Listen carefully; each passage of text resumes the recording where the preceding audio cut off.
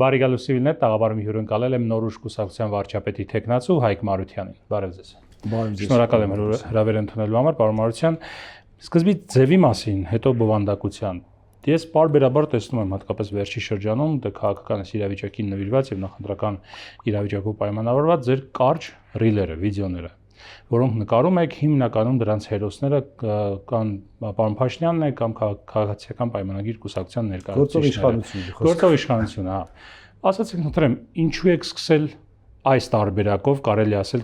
քարոզարշավը ձեր եւ չգիտեմ, սա ձեզ հարազատ ոճ է, այդ սկեչային, կարգին հաղորդումային, հումորային, թե մեկ այլ բան կա։ Չէ, սա ազդեցիկ եւ օպտիմալ ոճն է, այսինքն իմ տարիների փորձը ցույց է տալիս, որ հումորով շատ ավելի հեշտ է տեղ հասցնել խնդիրը, քան ուղղակի ասենց բարդ նախադասություններով ստորադասական եւ այլն։ Եվ ընտրեցինք այս ոճը, որպեսզի ցույց տանք իրական այսօրվա խնդիրները եւ արդեն հետագայում նաեւ խոսենք այդ խնդիրների լուծման մասին։ Շատ լավ։ Պարոն Մարության, տեսեք, ձեր քաղաքական կուսակցությունը նախընտրական ծրագրի դրույթներն է հրապարակել, դեռ ամբողջական ծրագիրը չկա, ես որքան գիտեմ, բայց դրույթներում հետաքրքիր բաներ կան, որոնց մասին ցանկանայինք խոսել։ Նախ մինչև սրան հասնելը, ինչ ասացեք, ընտրեմ, ինչու պետք է ընտրողը այսօր, որը ունի հիմնական այս ընդդիմադիր եւ իշխանական, ես նկատի ունեմ ֆինանսական եւ ռեսուրսների տեսանկյունից, հա, հիմնական ուժերին իր դեմ, որոնք առաջարկում են սոցիալական եւ տնտեսական տարբեր ծրագրեր ընտրողներին, որ իսկ իշխանությունը արդեն իսկ իրականացում է որոշակի քայլեր դրա հետ կապված, ինչու պետք է առանձնացնի ձեզ նախ եւ հետո ընտրի ձեզ, ինչով եք դու տարբերվում, ինչ եք առաջարկում տարբերվող։ Նախ առաջին հերթին մենք ներկայանում ենք որպես այլընտրանք եւ գործող ուժին եւ մնացած ուժերին, մասնավորապես այսօրվա այն հավակնող ուժերը դա նախկին իշխանության ներկայացուցիչներն են եւ մենք Սամվել Կարապետյանն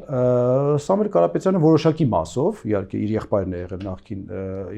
իշխանավոր, բայց Սամվել Կարապետյանի մասին չի խոսքը, դեռ գործող, այսինքն պարլամենտում գործող ուժերի մասին է խոսքը եւ 21 թվականին մասնակցող ուժերի մասին է խոսքը եւ մենք մեր ուժը գտնում է որ ժողովուրդը պետք է ունենա այլընտրանք, այսինքն նաեւ այլ ուժ, որը նախ նոր բարքեր է բերում, նոր մոտեցում է բերում իր հետ,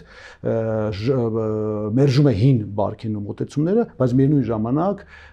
իր խոստումները կատարում է։ Այսինքն մենք ունեցել ենք 3 տարի աշխատանք քաղաքապետարանում, որտեղ մեր թիմը ապացուցել է, որ այն խոստումները, որը մենք տվել ենք, այն ինչի մասին մենք խոսել ենք, նաև այն պրինցիպները, որը հռչակվել է հեղափոխության ժամանակ, աշխատանքի ժամանակ դա կատարվել է, որովհետև խոսալը միշտ հեշտ է, կոռուպցիա պետք է չլինի, այսուհետ պատավատապետությունը չի լինելու եւ այլն, ինչ որ մենք անդադար լսել ենք գործող իշխանություններից, բայց երբ որ եկավ պահը իրենք իրականացնեն դա, մենք տեսնում ենք, որ իրենք նույն կերպ են շարունակում, հələ դեռ ավել ծախսեր են անում այդ ամեն ինչի վրա։ Բայց կարծես ներկայացուցչական ծախսերը հատկապես նաև պատավետների մասով Նիկոլ Փաշինյանը կրճատեց մոտ 2 տարի առաջ։ Ես համենայն դեպս ամենակարկառուն դեմքերից իրենց իշխանության դա չեմ տեսնում, հակառակն եմ տեսնում, այսինքն ունենա քաղաքապետարանում կար S-Glass դասի մեքենա, Mercedes, իմ օրոք դա վաճառվեց, հասարակ ինչ որ մեքենայով եք շում առանց վարորդ ընդ որում, որովհետև դա հրճակել ենք այդ պրինցիպները, այդ հիշում եք այդ ներկայացումը, դա լավ չի, դա նորմալ է։ Եվ հետո տեսնում ենք նորից հետընթաց, այսինքն գործող քաղաքապետը գնում է 90-ից 100,000 $, արժողությամբ մեքենա, որը իրեն է սպասարկում։ Ազգային ժողովի նախագահան գնում է 200,000 $, անց մեքենա, որը իրեն է սպասարկում։ Եվ այլն, որտեղ նայեք թոփ այսպես քփականները փոխել են իրենց մեքենաները, ավելի նոր մեքենաներ, ավելի թանկ մեքենաներ են քշում եւ այլն, բայց դա մի օրինակ է, որը երևում է։ Դուք պատկերացնում եք ինչքան բան կա չերևացող։ Լավ, օրինակ ընտրողը ինչու պետք է Սամվել Կարապետյանին չընտրի եւ ձեզ ընտրի։ Եթե ինքը իշխանության չի ցանկանում ընտրել եւ ցանկանում է այլընտրանքի ընտրել, ինչու պետք է Սամվել Կարապետյանին չընտրի, այսինքն իր Ուժեղ Հայաստան կուսակցության չընտրի, այլ ձեզ ընտրի։ Ոչ միայն իրեն, պետք է նայ ընդհանրապես, նաեւ ստե աշխարհակաղակական ուղղություններ կան։ Այսինքն մենք առաջի կետով հանդես են գալի, որ մենք ուզում ենք գնանք, այսինքն Հայաստանը գնա դեպի եվրոպականացումը։ Սամվել Կարապետյանի ուժը չեմ կարծում այդ ուղղությամբ է գնում եւ ակնհայտ է բոլորիս, թե որ երկրի ասում Եվրոպայի հետ պետք է ունենան լավ հարաբերություններ։ Բայց միայն այդ եմ ասում, ասելով չի շատ կարեւոր է, որ մարդիկ նայեն ով ինչ է, ոչ թե ով ինչ է ասում, ով ինչ է ասել, այլ ով ինչ է արել եւ ով ինչ է անում։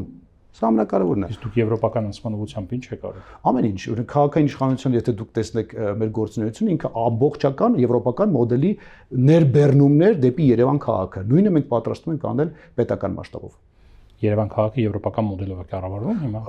Հիմա ոչ։ Չէ, ձեր ժամանակ ինչով էր դա տարբերվում։ Օրինակ թափառող կենտրոնների հողակի ստեղծումը, դա մաքուր էլ եվրոպական մոդելի բերումներ։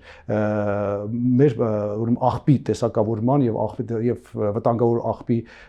մշակման մոտեցումները, ընդ որում իմ դուրս գալուց հետո դա ընդհանրապես կանգնեց։ Ցավում եմ։ Մենք բերեցինք մոտ 5 միլիոն եվրոյանոց ծրագիր գրանտ։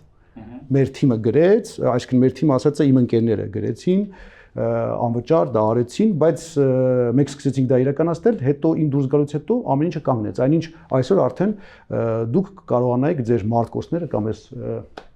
լուսատուները երբ որ փչանան, տանեք, հանձնեք, ամեն վարչական շրջանում նախատեսվում էր իր կենտրոնը լիներ, որտեղ դուք կգնայիք անվճար դա կհանձնեք եւ որը կընթարկվեր ուտիլիզացիա։ 5 միլիոն եվրոյով նման մեծ ծրագիր է կարելի իրականացնել։ Այո, կարելի է իրականացնել։ Բնականաբար տեսակավորումը ինքը բավական թանկ։ Հա, աղբի տեսակավորման այդ մասին, միայն վտանգավոր աղբի մասն է խոսքը, ոչ թե ամբողջ։ Հա, վտանգավոր աղբի։ Միայն վտանգավորի մասն է։ Ամբողջն էլ մենք սկսեցինք տեղադրեցինք եւ նորից կանգ առավ, ես չեմ տեսնում այդտեղ զարգացում։ Այսինքն ամեն ինչ, ինչը իրականում մենք ուզում ենք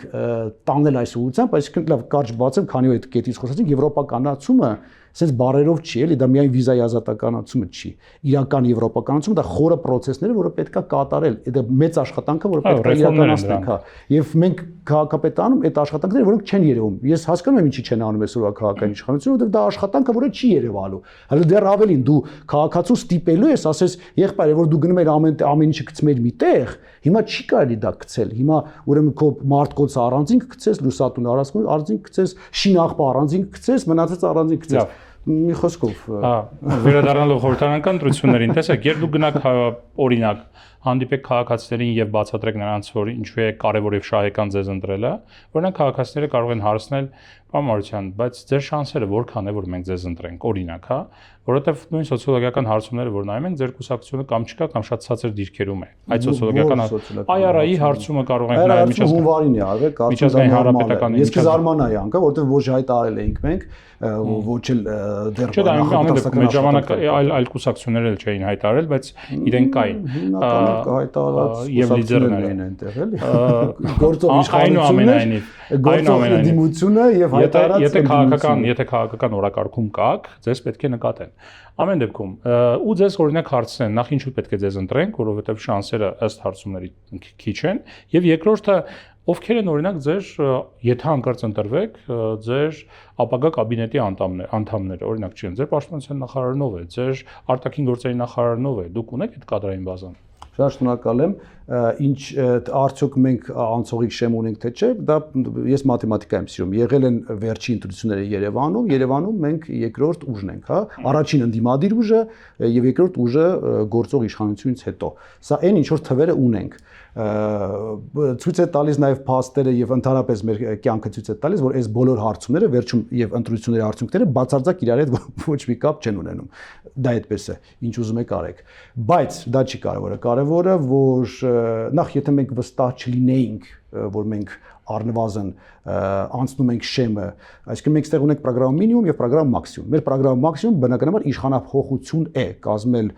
նոր իշխանություն, որ մեր ծրագրերը իրականացնենք։ Պրոգրամ մինիմումը ընդդիմափոխությունը, այսինքն փոխենք ընդդիմությունը, որպեսզի պարլամենտում խոսույթը փոխվի, ոչ թե լինի իշխանափոխություն ձեր միջոցով իրականացնեք, թե ընդդիմության հետ միացած։ Նաեւ ես չեմ կարծում ընդհանրապես, ես չեմ ուզում գերագնահատեմ էլի, ոչ մեզ, ոչ էլ բոլորին, չկա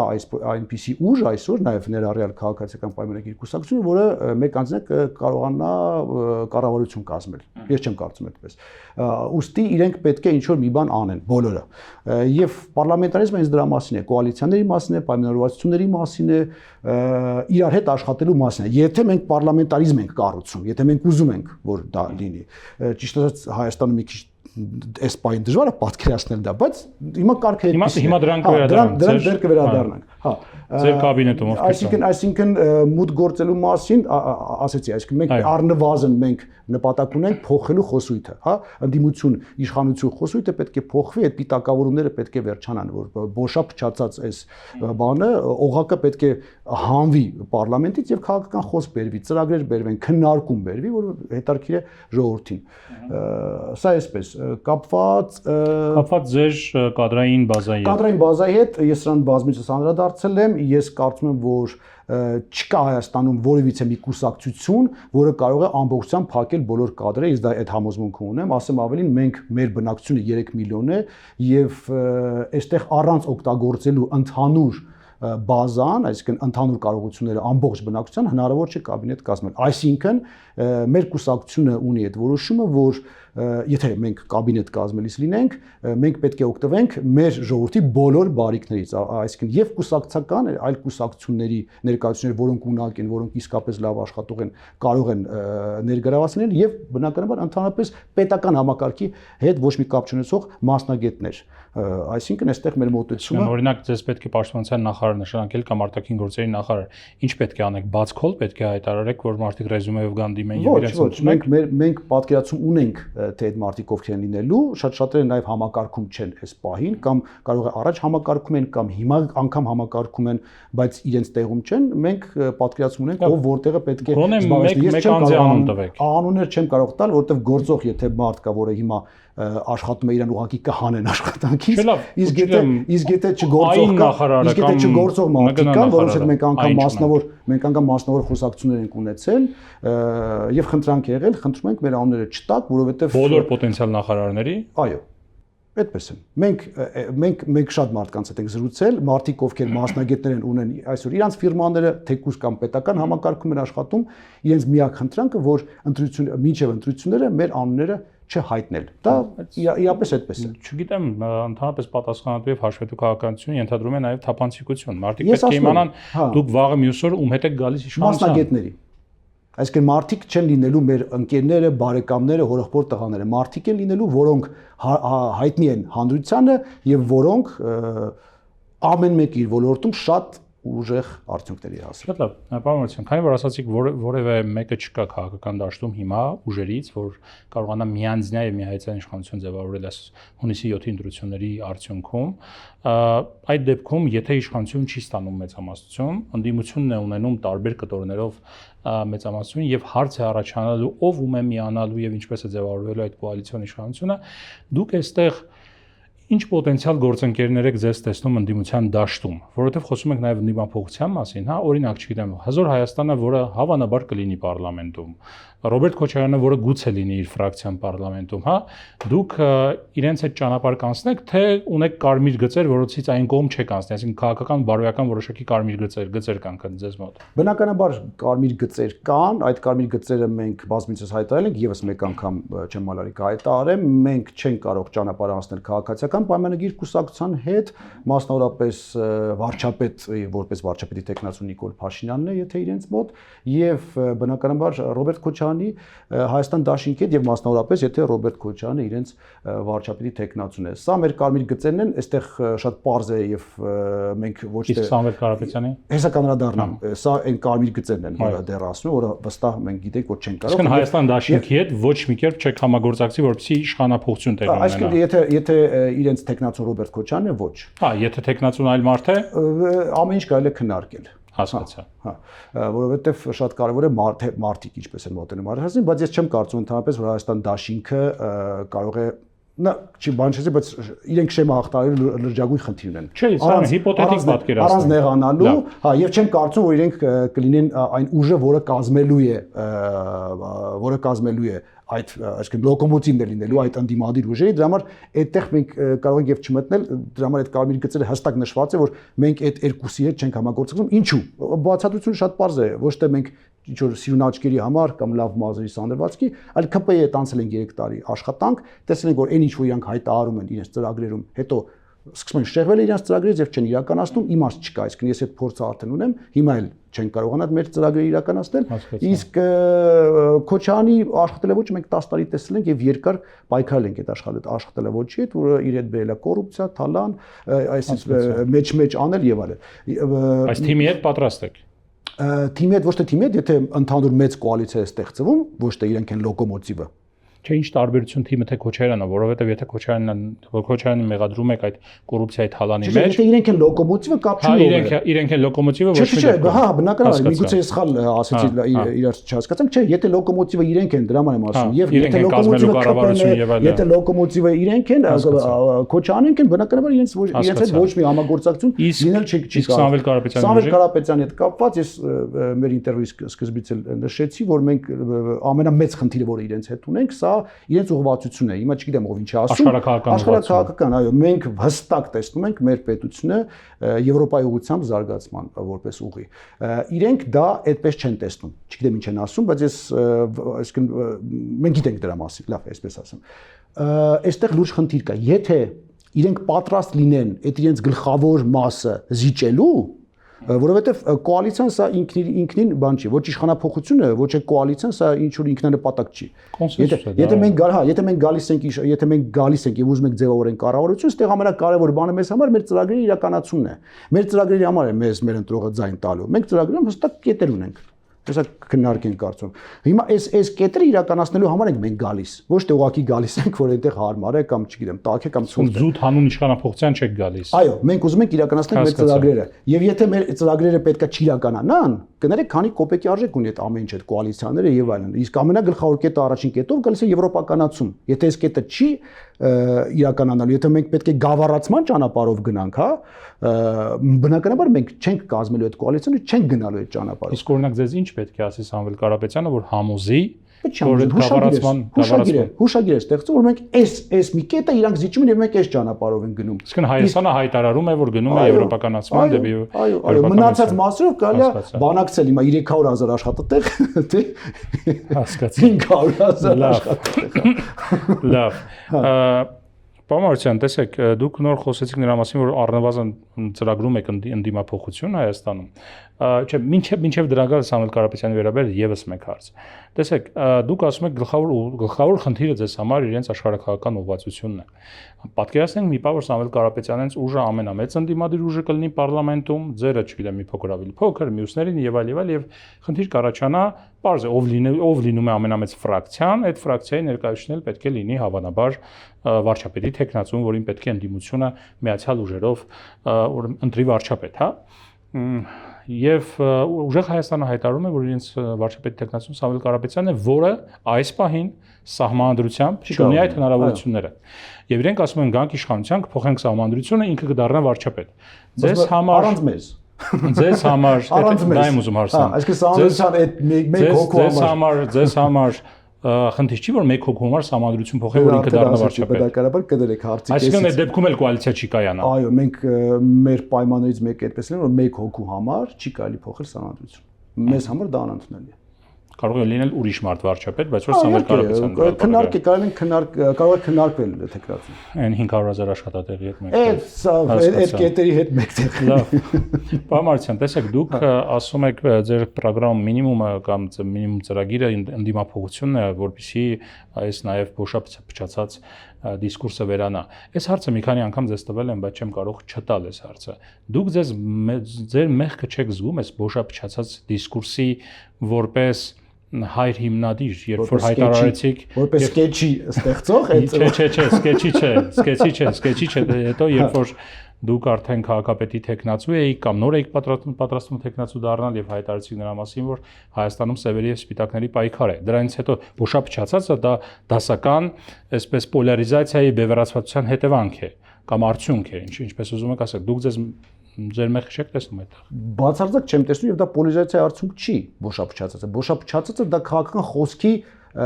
բացակայությունն է։ Իսկ պոլարիզացիան հիմա էլ է պետք անել, այսինքն դա շատ նորմալ է, գույներով կասենք, ոնց կասենք, ես ընտրություններից առաջ միշտ պետք է պոլարիզացիա լինի, հստակ է, դա իմ դիրքորոշումն է, այն ժամանակ ժողովուրդը ոտք էր կանգնել, որոշում էր կայացրել, որ հին իշխանությունը էլ չպետք է լինի։ Կարծում եք, որ բևեռացումը նորմալ է։ իհարկե բա չիմանաս ով ինչ է ասում, այսինքն եթե լղոզված է քաղաքական դաշտը, միշտ լղոզված թեզերն են ասում։ Հստակությունը մեկ բան է, բևեռացումը տարբեր։ Բևեռացումը վերում է թշնամանքի։ Ես բևեռացման չեմ, ես կակրաս բան եմ արել, հենց բերել եմ կոնկրետ հստակեցման։ Ես ասել եմ հիմա այս պահին ժողովուրդը բան ունի որոշած։ Այն ուժերը իմիջիալից շատ խառնում են, ասում են, այ Հայաստանը, քաղաքացիների ժողովուրդին չէ։ Միշտ քաղաքական գործիչների եւ քաղաքական թիմերի մասն է եղել խոսքը եւ հիմա էլ եմ ասում քաղաքական թիմերը պետք է հստակ կողմնորոշվեն ուր են աչ են ձախ են մեջտեղ են ինչ են պրոռուսական են պրոեվրոպական են հստակ այդ դա պետք է լինի եւ ես այն ժամանակ իրոք հայտարարեցի ասի ժողովուրդը հիմա դուրս է եկել հին բարքերը մերժում է սա մի բանն է այսինքն մի մեր հատվածն է ժողովուրդը այս պահանջ ունի եւ մյուս հատվածը ասում է չէ նոր բարքերը չպետքա կոռուպցիան մնա հին իշխանությունը մնա պետք է ամեն ինչ նույն ձև լինի եւ ես ասացի ժողովուրդ ջան երկու տարբերակ կա այստեղ այն երրորդը չկա երրորդ ճանապարհը չէ ժամանակ կա երրորդ ճանապարհը կա չգիտեմ չորրորդ ճանապարհը 5-րդ ասեմ չկա կա մի բան որը ժողովուրդն է որոշել որ հիմա պետք է փոխենք եւ կա մնացածը ով ինչ ասում է դա այնտեղ է Եվ հիմա էլ եմ սա ասում, հիմա դուք ինչքան ասեք, այ մի ուժը ասում է, բայ, գիտեք, ես, չգիտեմ, պրոռուսական չեմ, պրո-մոլդովական եմ, կամ չգիտեմ, պրո-կազախստանական եմ, այդ չի անցնում։ Ասում եմ, պետք է շատ հստակ լինի։ Եվ մարդիկ պետք է իմանան ում ձեն տալով, ինչ են ստանալու ի վերջո։ Շատ լավ, բայց երբ որ ասում եք կա սևերի եւ սպիտակների պայքար, դա հենց բևեռացման սկզբի կամ հետևանքի կամ պատճառը չէր։ Ոչ, բացարձակ։ Դա միշտ այդ ձև է եղել։ Միջև այդ եղել է կար այդ հարուստներ եւ իշխանավորների եւ մարդիկ ովքեր այդ պրիվիլեգիաները չունեն,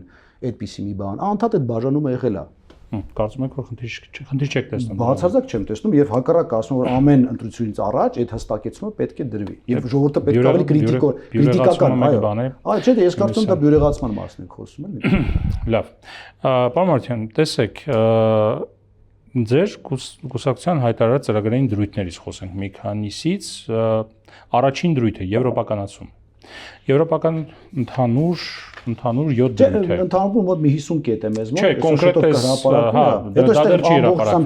սրանք թեզիսային հրապարակված դրույթներն են առաջինը եվրոպականացում այստեղ իմ աչքը զարնեց հետաքրքիր մի կետ որտեղ ասում եք եվրոպական միության անդամակցության բանակցություններ հնարավոր իրատեսական սցենարով Ինչի նկատի ունեք։ Նկատի ունենք, որ այն ուժերը, որոնք ասում են, հեսա վերջ, վաղը արդեն հեսա Եվրոպա ենք մտնում, սա օքեյ, ամեն ինչ լավ է, իրենք ուղղակի խաբում են մարդկանց։ Խաբում են, ուղղակի ստում են մարդկանց, դե այդպիսի բան չկա։ Մենք տեսանք, որ ասում են վաղը մտնում ենք Եվրոպական միություն։ Բոլորը ասում են, հեսա վիզաներն ենք ազատականացնում, հեսա վաղվայից ամեն ինչ լավ է լինելու, մենք Եվրոպա ենք գնում, սենցա լինելու։ Որ բոլորին լսեք, մարդիկ ինչի վրա են հենց, այդ ինչին վրա են խաբնում, ինչի են մտածում, այս ուժին ընտրեմ, որպեսզի մեզ լավ լինի։ Բայց այդ լավ լինելը բավականին հեռու է։ Այդ լավ լինելու համար այնքան մեծ ծավալի աշխատանք պետք է կատարվի եւ դա պետք է ասել մարդկանց։ Պետք է ասել ժողովուրդ, այդ մի քիչ առաջ այն ամենահասարակ պրիմիտիվ բանից ենք խոսում, աղբի տեսակավորումը պետք է լինի։ Առողջապահության այս հիմա ռեֆորմները որ գնում է, դրանք պետք է լինեն եւ հասնեն մինչեւ վերջ։ Մարդու իրավունքների պաշտպանությունը պետք է լինի, արդարադատությունը ամենակարևորը պետք է հասնի այն մակարդակի, որպեսզի եվրոպացիները ընդհանրապես քննարկեն մեզ հետ դրա մասին խոսել, թե ոչ։ Մենք շատ բան ենք ուզում, բայց արդյոք մենք պատրաստ ենք եվրոպական ընտանիքին անդամակցելու։ Արդյոք մենք մեր ռեֆորմներ, ստանդարտներին համապատասխանություն, էլի նկատում ենք հնարավոր իրատեսական սցենարով։ Եվ դրա մասին պետք է իրազեկել մարդկանց։ Այսինքն մենք հենց նույն ձև ապրելով, այմա ոնց ապրում ենք, չենք կարող անցնել Եվրոպա մտնել։ Մենք բավականին մեծ աշխատանք պետք է կատարենք առաջին հերթին կառավարությունը, բայց նաև ժողովրդի կողմից շատ մեծ աշխատանք պետք է կատարվի։ Եվ դա հեշտ չի լինելու։ Տեսեք, երկրորդ կետով դուք խոսում եք on-line խաղատները շահումով խաղեր արկելելու մասին։ Սրա վերաբերյալ ձեզ հարց ուղղել են, որ ժամանակին դուք նկարվել եք խաղատան բիզնեսում կամ այդ խաղերի հետ նվիրված բիզնեսում, դուք պատասխանել եք դրան, որ հիմա ձեր կարծիքը փոխել եք, որովհետեւ Չէ, բացի կարծիքը փոխել, այն ժամանակ այս մասշտաբների չէր։ Այս մասշտաբի չէր եւ դա ավելի շատ սպորտային ինչ որ խաղերի, բան, չեմպիոնատ միր,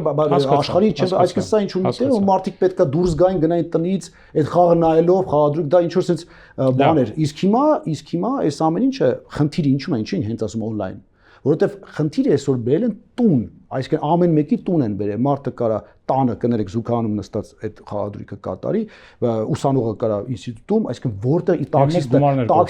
տաքսիստը ամբողջ օրը աշխատի, տուն գնալուց այդ օրվա ամբողջ օրվա փողը, ասի դե լավ, եկեք մի հատ դնեմ, կարող է 2 անգամ ավելանա ու այդ 0-անա ու ինքը 0-ով գնա տուն։ Սա լրջագույն խնդիր է, ես ուղղակի այստեղ թվերը ասեմ ձեզ 7.5 տրիլիոն դրամ, հա, այսօր ստավկա է դրվում։ շրջանառությունն են։ 7+ տրիլիոն, տեսեք, դա 20 միլիարդ ԱՄՆ դոլարի մասն է խոսքը։ Հասկանում եք ինչի մասն է։ Սա իրոք կատաստրոֆա է մոտեցել։ Դե մեր բյուջեն է 3 տրիլիոն 627 միլիարդ դրամի։ Իսկ տեսնում եք նրա շրջանառությունը եւ սրա։ Այսինքն դա պետության մեջ ահռելի մեծ պետություն է դարել իր շրջանառությամբ, այո, որը անվերահսկելի է եւ որը ամենակարևորը ինչ անում մարդկանց ընտանիքներ է քանդվում, մարդիկ դժբախտանում են եւ երիտասարդները աշխատելու տեղը գոնե այս ամենա իրանց այս պենսիոնար տարիքի որ պետքա գնան ստեղծեն, աշխատեն, փորձեն, կայանան, իրանք մտածում են դե լավ ինչ բան, հենա կարողա ջնած ստավկա իմ այդ բանանով խաղադրույք կատարեմ, գնամ առաջ։ Իմ հարց ուրիշ բանն էր վերաբերում։ Քանի որ դուք այդ, չգիտեմ, ռեկլամում եք նկարահանվել, հիմա այլ բան եք ասում եք նրա մասին, որ հիմա շատ մեծ մասշտաբների ասում եւ իսկապես շատ մեծ մասշտաբների հասել։ Այդ դեպքում հարցը նրանում է, Հայաստանում խաղամոլության տարածման հարցում առնվազն ձեզ մեղավոր մեղսակից զգում եք, որ նկարահանվել եք ժամանակի նման ռեկլամում, գովազդում, չիմանալով, որ դա կարող է հասնել։ Հիմա հետ այն ժամանակը չի անի, այլ որտեվ պատկերացումներն են, որտեվ տեսել եմ ինչ է եկել, բայց վստահաբար չեք կարծել, որ դուք եք ձեր կաթիլն ունեցել եք ծովում։ Չէ, ես ասում եմ, այն ժամանակ սա այսպես չէր։ Այն ժամանակ սա ուղղակի ինչ որ հետաքրքրության համար սպորտին եւ այլն։ Շատ լավ, հիմա երկու բան ասեցիք, կարծեմ մեկը մյուսին ինչ որ առումով հակասեց։ Մեկը որ չեք խնդիր չեք տես, այսինքն ձեր մեղսակից չեք համարում, բայց ասում եք, եթե երբ գնայի չէի անի։ Հա, այս ժամանակ որ ինձ հարցրեցին, լավ հիշում եմ, այտենց այդ հարցը եղավ, դա եթե չեմ սխալվում 12 թե 15 տարի առաջ էր, հա, ընդ որում։ Հա, բայց այս ժամանակ երբ որ հարցում եմ, ասում եմ դե օրենքը թույլ է տալիս, այսինքն ամեն ինչ օրենքով եւ հենց դրա համար է, որ մենք ուզում ենք օրենքով դա արգելենք, որ մեկը ուզի, չուզի, որ չթողնենք արդեն մարդկանց պատկերացումների եւ մտածելակերպի վրա։ Այսինքն օրենքով դա հասկացա, բայց դուք հիմա ասում եք ռետրոսպեկտիվ ձեզ մեղավոր չեք զգում։ Այո։ Բայց ասում եք եթե հետ գնայի դա չէի անի։ Հա, այսինքն ես մեղավոր չեմ այս ամենի, բայց որ հետ գնայի չի անի։ Բայց մեկը մյուսին չի խաղալ, չի ասում։ Եթե հետ գնայիք չեք անի, նշանակում մտածում եք որ սխալ բան եք արել, որ հետ գնայիք չէի կանի։ Ոչ, այդպես չի։ Կներեք, բայց այդպես չի։ Ասում որ հետ գնայի չի անի։ Չեմ կարծում որ սխալ բան եմ արել այն ժամանակ այն կտրվածքով։ Չէի կանի։ Որտեվ այսօր գիտեմ ինչի է վերածվել սա։ Հա, եթե այսօրվա վերածածը իմանալով հետ գնայի։ Հա, դե բայ եմ ասում էլի։ Իսկ այն ժամանակ եթե չիմանայիք, ուղղակի վերադառնում եք հետ եւ չգիտեք ինչ։ Եթե այդ եմ ասում, վերադառնում ես հետ, որ չգիտես ինչ է լինում, այն ժամանակ իրոք խնդիր չէր։ Ոնց ասել։ Ասում որ այս ամենի չի բարի ոնց է լինում, կգնայի մի քանի բիտկոին կգնայի, հա։ Լավ, հասկանալի է։ Չէ, ուղղակի գիտեք, հա, պարզ է, երբ որ տեղում որոշում կայացնելու մասին էլի։ Երբ որ գիտես հետևանքները ինչ է, հետո կարող է գնաս հետո չանես, բայց երբ որ ասում եմ նույն հարցը կարելի է ես տամ, չէ, օրինակ ինձ էլ են տալիս, ասում 18 թվական որ հետ գնայր, այդ հեղափոխության նորից կմասնակցեիր։ Ինձ թվում է կմասնակցեի։ Հա, կմասնակցեի, որովհետև այդ ժամին այդ պահին ես ճիշտ եմ գտել։ Որովհետև այդ պահին մենք պայքարում էինք հին իշխանության դեմ։ Դե տեսնում եք որ բայց այդ ժամին չգիտենք, չէ՞ որ հիմա անգամ հետևանքները տեսնելով դուք ասում եք, եթե հետ գնայի եւ հետևանքները իմանալով հանդերձ կմասնակցեիք, թե ոչ, ասում եք չէ, կմասնակցեի։ Չէ։ Հիմա եմ ասում, որ հետ գնայի չէի մասնակցի, չէ՞ այդ բանում։ Գովազդում, բայց ասում եք դուք մեղավոր ձեզ համարում եք, հիմա հարց եք, մեղավոր համարում եմ 18 թվականի հեղափոխության արդյունքների մեջ, ոչ։ Հասկացա։ Կարծում եմ նույն հարցն է, չէ՞։ Անցանք առաջ։ Ամեն ինչ པարզ է։ Անցանք առաջ։ Տեսեք, տարբեր ուրեմն հանրային բաներ եք առաջարկում եք հարկային բեռի թեթևացում եւ այլ, դրան դեռ կանդրադառնանք, բայց խոսում եք կոռուպցիան չեղարկելու մասին եւ ուրեմն կոռուպցիոն հանցագործությունների հետ կապված վաղեմության ժամկետը պետք է վերացնել, ինչպես նաեւ ասում եք, որ յուրաքանչյուր պաշտոնյա պետք է կոռուպցիոն հանցանքի համար դատապարտվածները հնարավորություն չեն ունենա օգտվելու համաներման, պատիժը պայմանականորեն չկիրառելու եւ այլ մեղմացնող հանգամանքներից, ընթացակարգերից։ Հիմա հարց է առաջանում. շատ լավ է որ կոռուպցիայի դեմ ուզում եք պայքարել եւ անողոք պայքար տանել, բայց օրինակ մարդասպանը որ կարող է օրենքով ինչ որ ժամանակ հետո համաներմամբ դուրս գալ եւ ազատվել, կոռուպցիոն հանցագործությամբ օրինակ կամ կաշառակերը ինչու չի կարող։ Մենք այդպես ենք գտնում, որ մենք գտնում ենք որ շատ խիստ պետք է լինեն պայմանները, այսինքն մարդ եթե պետական հիմնարկում է աշխատում, նկատում եմ դա մարդու իրանքների խախտում չէ։ Դե պետք է, ես չեմ կարծում մարդու իրանքների խախտում։ Որտեղ դուք միշտ առաջ խոսում եք նրա մասին, որ մարդու իրանքները սրբորեն պետք է պահել։ Այո, ես չեմ կարծում մարդու իրանքների խախտումը, իհարկե իրավաբանները ավելի լավ գնահատական կարող են տալ կամ սահմանադրական դատարանը, այստեղ մեր մոտ նաև վեճ կար մի հատ հետարքիր, այս կետը ստեղ գրված չի, մի կետ են քննարկում, որ տարբեր մարդկանց համար, օրինակ բաները, տուգանքները տարբեր տիպի լինի, այսինքն հարուստ մարդը, քանի որ մենք սոցիալիստ ենք, սոցիալ-դեմոկրատ բանկրատ ենք, մենք ասում ենք պետք է սանդղակ լինի, էլի, այսինքն մեկի համար պետք է 5000 դրամ լինի նույն տուգանքը, մյուսի համար 25000, մյուսի համար 100000 Ավստրիայում պրոգրեսիվ հարկ պետք է կիրառեք նաև որ հարկը շատ վաստակների համար տուգանքի մասին է եւ հետարքիր բան ասեմ շատ սահմանադրագետներ մեր հետ որ խոսում են ասում են բայց դա մարդու իրավունքների խախտում կա այստեղ այդ նույն մարդն է հասկացանք որ հարուստ է մյուսը հասկացանք որ այդքան էլ հարուստ չի ինչի պետք է իր բանանի եւ օրինակ Ավստրիայի օրինակն ենք մենք վերցրել եւ Ավստրիայում իրոք այդպեսի դատ եղել էր սահմանադրական դատարան էին դիմել բայց այնուամենայնիվ սահմանադրական դատարանը որոշում էր կայացրել ընդունել այսինքն գտել են կարող է իմիջիալոց ես Ավստրիայի օրինակն եմ նայել ուսումնասիրել միգուցե եւ Շվեյցարիայում լինի այսինքն կան դեպքեր որ թվում է առաջին հայացքից որ մարդու իրավունքների սահմանափակում է բայց սահմանադրական դատարանները եւ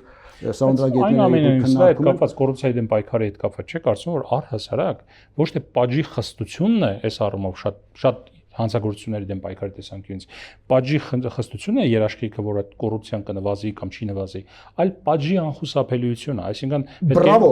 դուք այդ պատասխանը տվեցիք մենք այստեղ ոչ թե խստություն ենք ընդվորում նաև բանանում մարդուն համաներման իրավունք չեք տալիս բադրայինից առաջ ավելի ամենակարևոր կետը սա է առաջին կետն է կարևորը որ արդարացան ձեռք անխուսափելի են հասնել իրեն այսինքն ինքը պետք է իմանա որ այսօր մի բան արեց մի ձև sense տակից դուրս եկավ եթե 20 30 40 տարի էլ ինչ որ մի այլ գործի շրջանակներում այս գործը դուրս եկավ ինքը պատժվելու է սա ավելի շատ է իմիջիալոց կանխարգելելու այո վաղեմության ժանկետ հանում ենք այսինքն սա ավելի շատ է կանխարգելելու քան պատժի խստությունը որտեղ մենք Չինաստանում տեսնում ենք ինչ է կատարում եթե գիտեք կան այո այնտեղ մահապատիժներ կան այնտեղ մահապատիժ է եւ ռիպորտներ կան ոչ հրապարակող չէ կա եւ ռիպորտներ կան եթե ուսումնասիրեք 1000-ից ավել մոտ այնտեղ մահապատիժ են ենթարկում տարեկան մարդկանց բայց այդ ամենը շարունակվում այո լավ երբ որ նայում ենք ընդհանուր ձեր ծրագրին գիտեք այս ծրագրերը հիմա շատ տարածված են դիմադիր ուժերի մոտ իշխանությունները նաև դա անում սոցիալական ինչ որ պոպուլիզմի էլեմենտներ կա հարկերը կկրճատենք կրթությունը կդարձնենք բարձրագույն անվճար ապահովում ենք անվճար բարձրագույն կրթություն սահմաններ շրջանառության հարկը 5% բարձրացնել այդ ՇՄ մինչև 200 միլիոն մասնագիտացած ծառայությունների վերադարձ շրջարկի դաշտ եւ այլը տեսեք մեծ հաշվով որ նայում ենք տնտեսական մասը չկա դրա համար եմ հարցնում որ նայում ենք խոսքը ծախսերի ավելացման հարկերի կրճատման մասին է որտեղից է սա ֆինանսավորելու ամենաճիշտ հարցը տվեցիք միակ տեղը երևի դա հարկային աղբյուրներից մեկը գոնե այս ծրագրում դա կազինոներն են դա էլ ուզում եք արգելել վերջնականապես հիմա տեսեք կապված օրինակ ասում նիվչո так выглядит как вы думаете օրինակ մասնավորապես որ դուք տնտեսական գիտեն վերլուծություններ անում եք տեսեք օրինակ սահմանել շրջանառության հարկը 5% չէ եթե դու 10-ի իջեցնում ես 5 եւ բարձրացնում ես մինչեւ 200 միլիոն չի նշանակում որ ավելի քիչ հարկ է գալու հակառակը ես մեր թիմային կարծիքի երբ որ իջացնում ես ու ավելի մեծ է թողում հնարավորությունը հարկային բազան կարող է ընդլայնվել բարձր վստահաբար ընդլայնվել ես ավելի մեծ գումար եմ ես կարծում եմ ավելի մեծ գումար ես հավաքելու այդտեղ դա մեր հարկերը 2-3%-ն է մեծ չի բան չասեցի բայց եւս ինչ որ մի բան է հետո այստեղ ամենակարևորը օրինակ տեսեք հետարքիր օրինակ բերեմ էլի չստացի որ անդադ բերեմ բայց ես իմ անցած այդ օրինակներն եմ ուզում բերեմ որը արդեն տեսել եմ ու գիտեմ ոնց է աշխատում մենք ունեինք երբ որ ես քաղաքապետի ունենք 3 անգամ ավելի փոքր բյուջե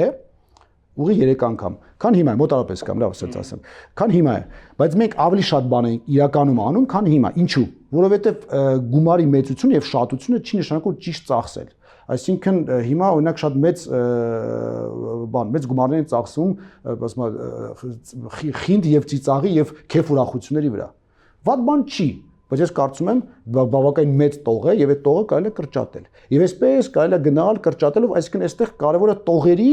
փոփոխությունն է ծախսերի արդյունավետությունը այո եւ արդյունավետությունը եւ ուղղակի փոփոխությունը որ այս սրա տեղը որ ես անում ենք կարելի է սա անել կարելի է սա անել հիմա մենք ասում ենք որ մենք ուշադրությունը պետք է դարձնենք սրան որովհետեւ սա օրինակ նույն կազինոների մասով ինչ է կատարվում հազարավոր մարդիկ այդ կախվածությունից ազատվելու են եւ սկսել են աշխատանք ման գալ այստեղ կանգ առնենք շնորհակալ եմ հրավերի համար Սիվիլների տաղավարում ես զրուցեցի Հայկ Մարությանի հետ առողջ եղեք կհանդիպենք